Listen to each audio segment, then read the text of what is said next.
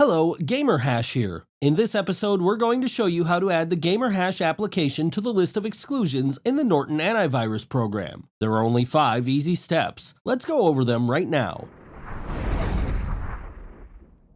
Step 1. Open the Norton Antivirus app. Step 2. Go to Settings. Then, Step 3. Find the Administrative Settings icon and click on it.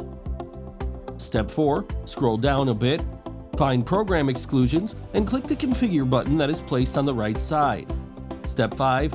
Add the exclusion by choosing the GamerHash app out of the list and just confirm your choices by clicking Apply and then OK.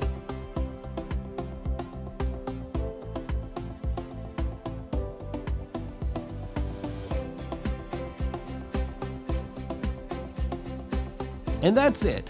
You've just successfully added the GamerHash app to the list of exclusions in the Norton Antivirus program.